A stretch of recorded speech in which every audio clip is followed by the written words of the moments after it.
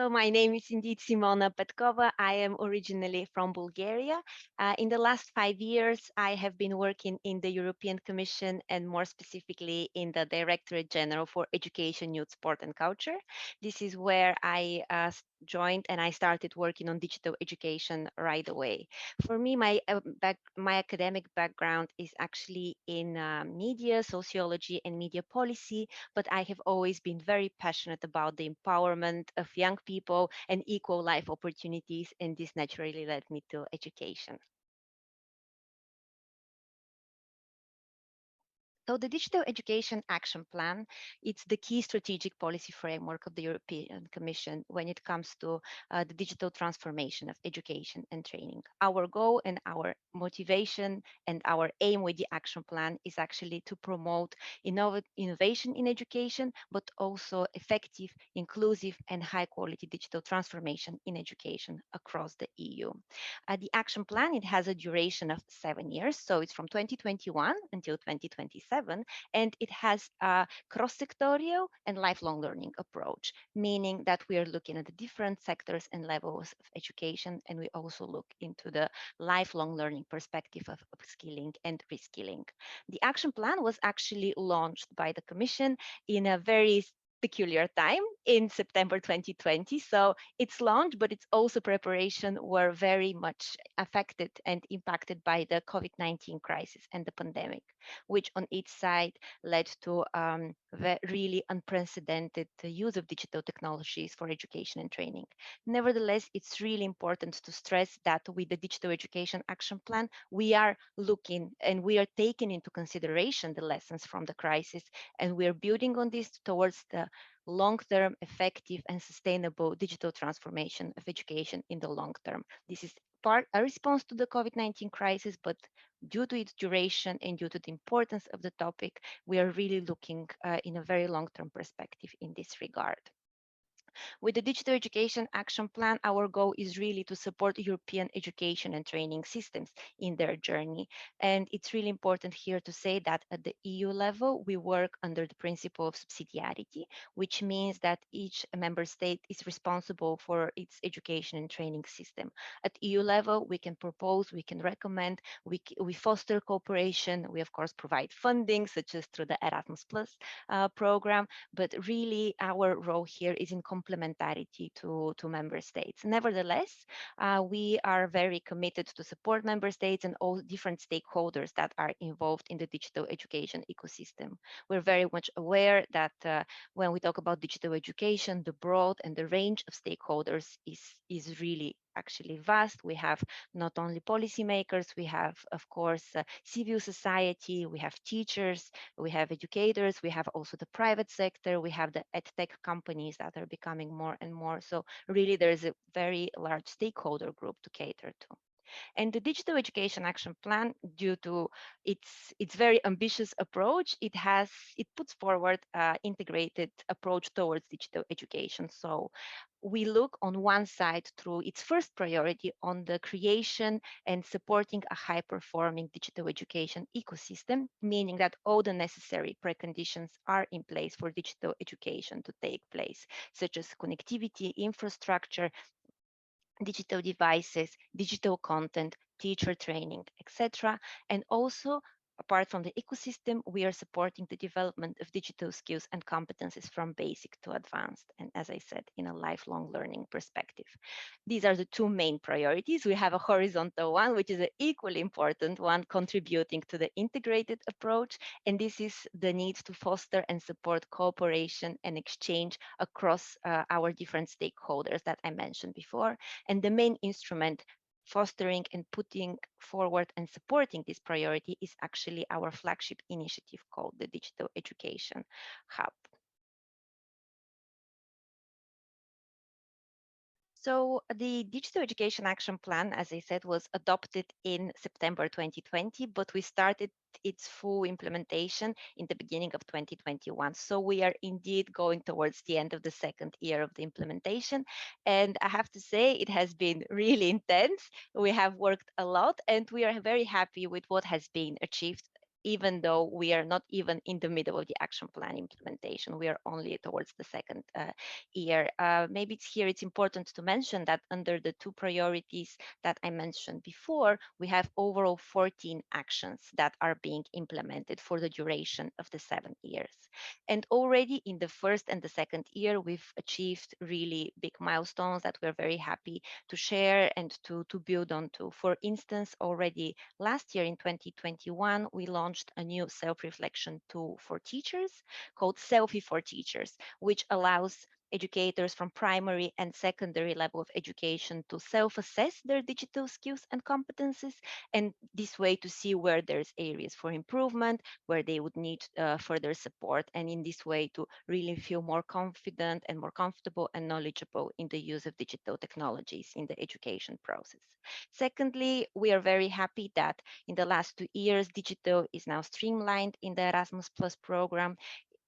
Since the beginning of 2021 is one of the horizontal priorities under our funding program, which means that it supports that there's different calls supporting digital education. For example, when it comes to the development of digital skills and competencies, last year we upscale the digital opportunity traineeships, which is a scheme allowing higher education students, vocational education apprentices, but also teachers from this year to go and to pursue work placements in the digital field, and this way to develop their digital skills more on the advanced level.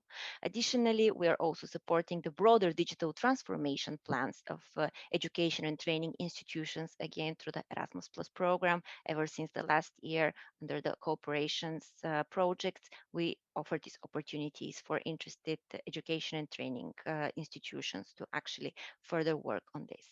I would like to also stress that we have been very successful in the rollout of one of our initiatives that is looking specifically at closing the gender digital divide. This is a program called Girls Go Circular. It is in cooperation with the European Institute of Innovation and Technology, the EIT, and only in the first year of the implementation, more than 8,000 girls have gone through our program that is looking into developing digital and entrepreneurship skills specifically for girls and young women. So this is another milestone we achieved already in the first year, and we're looking forward to seeing soon the results from the second year.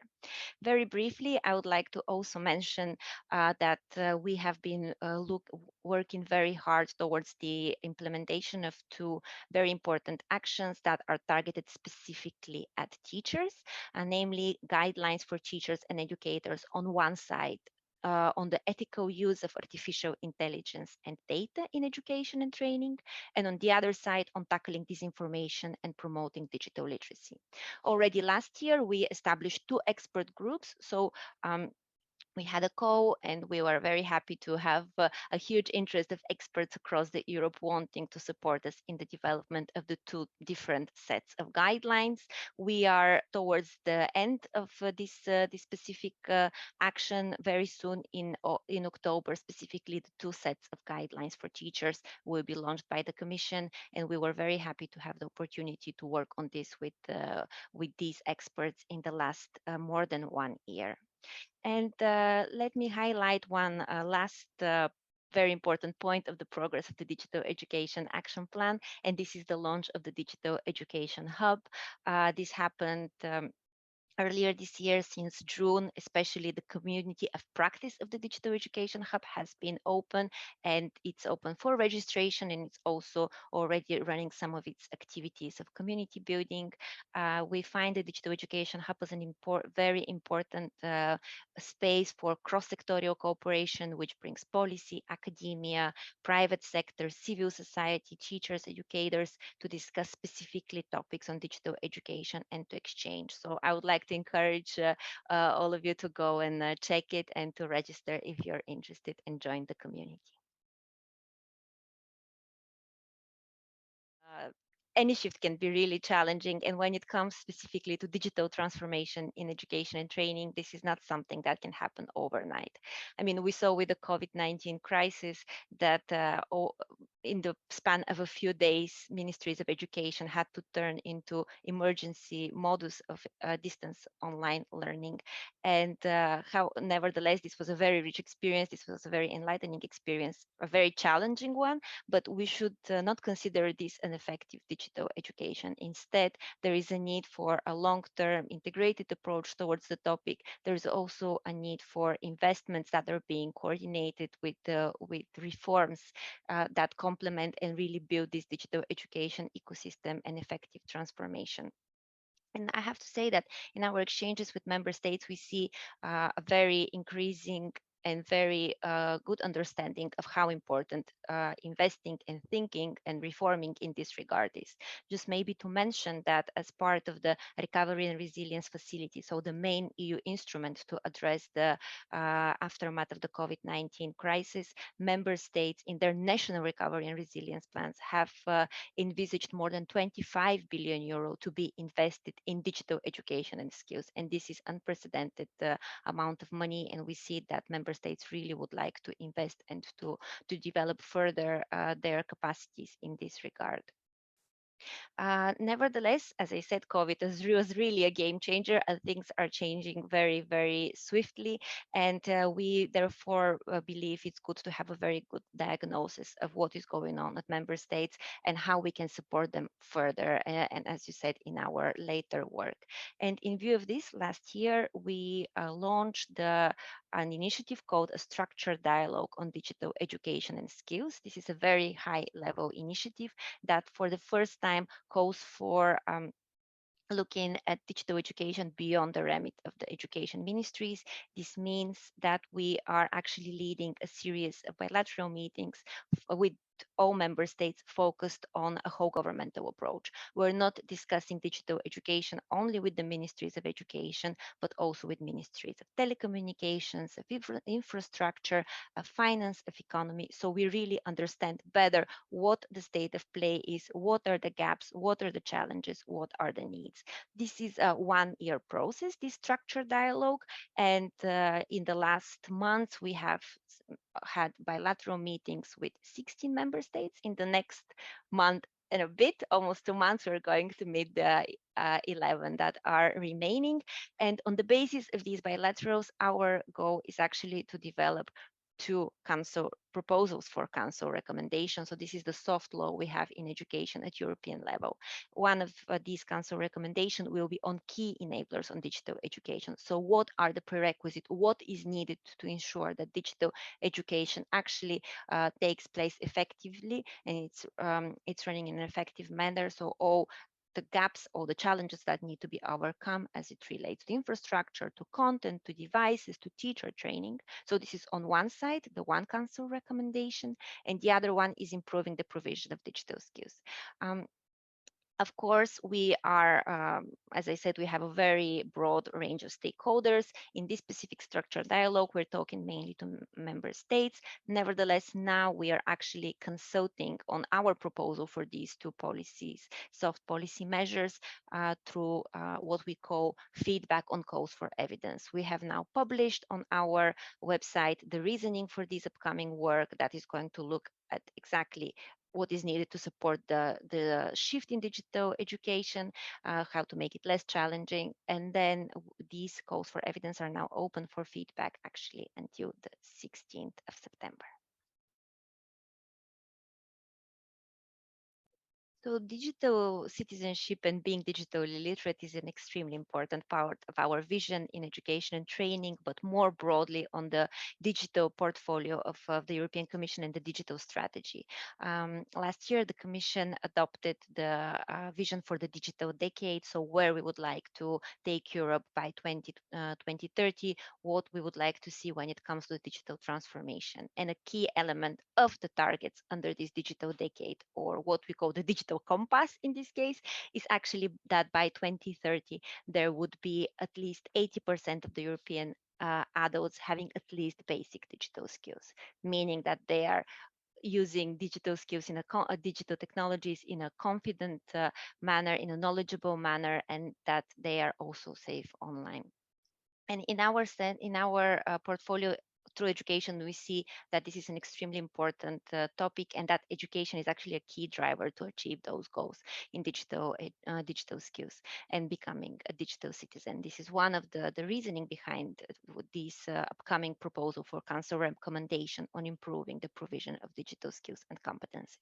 But more broadly, for us, it's really, really important to ensure that young people are critical online, that they're constructive online, that they are safe online, and also that they're aware, of course, of all the opportunities that the digital world brings. We're talking about civic engagement, we're talking about empowerment, we're talking about um, democratic and civic engagement. So it's a really important element of being citizen more broadly in 21st century.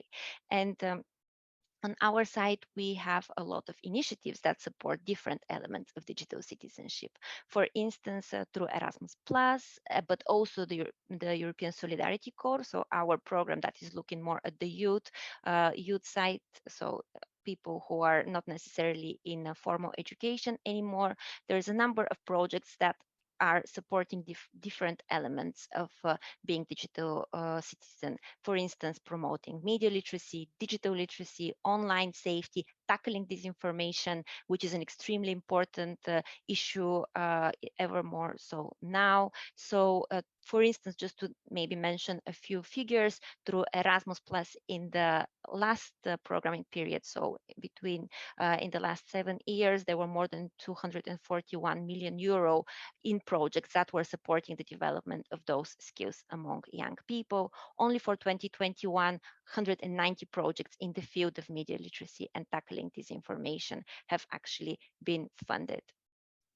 When it comes to the European Solidarity Corps, here we have more than 20 projects only last year, again on the same topics, but another 20 that are dealing specifically with digital literacy. More broadly, I mentioned our upcoming guidelines for teachers and educators on promoting digital literacy and tackling disinformation.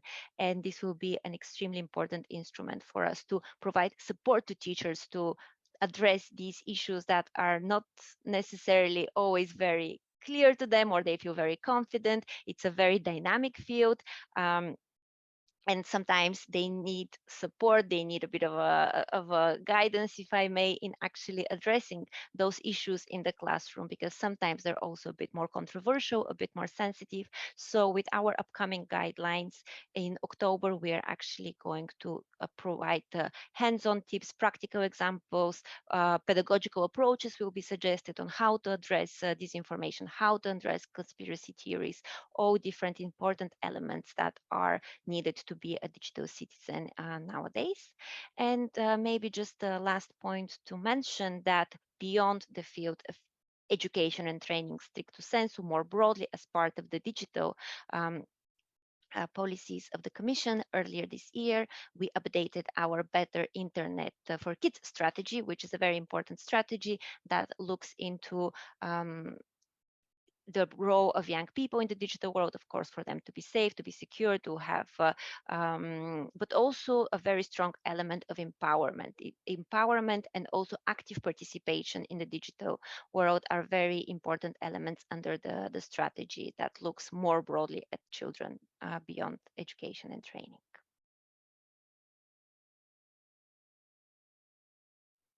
Indeed, we are not even closing the second year of the action plan implementation, so there is 5 years ahead of us to actually achieve. So firstly, we are planning a midterm review in 2024, which would allow us to take stock of where what we have achieved, where we stand, and where we would like to go further. But in any case, by the end of the seventh year, we would like to make sure that all our actions are implemented, that have achieved the results that are expected, that the different targets are being achieved. For instance, we aim to engage 40,000 girls through the Girls Go Circular initiative. So really our target is much higher than the achieved now. So we would very much look into keeping our promises and our commitments. But of course, our ultimate goal is really to ensure that we support effective and sustainable and high quality digital transformation in education and training in Europe. I strongly believe that, and I hope that in 7 years from now, we're not going to talk about digital education as an isolated island in education and training, as something that is a nice to have. It's something that an addition, it's an extra, but it's an integral part of actually the education and training process. And I believe ultimately what is really important is to ensure that digital education enhances the learning experiences, but also the educational outcomes. So this is our goal by the end of the 7th year.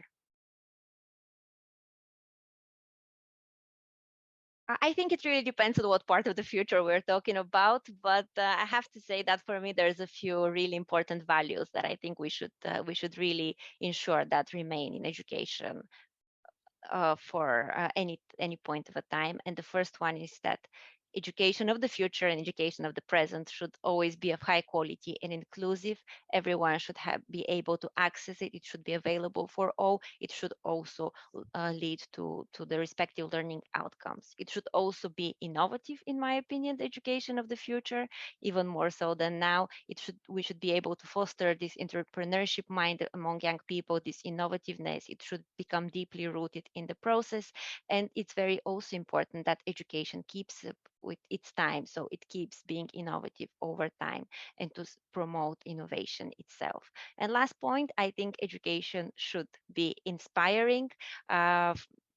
Certainly, we would like to make sure that and encourage young people to pursue their ideas and dreams, and make them feel that they're really and that they are actually truly shaping the world we live in.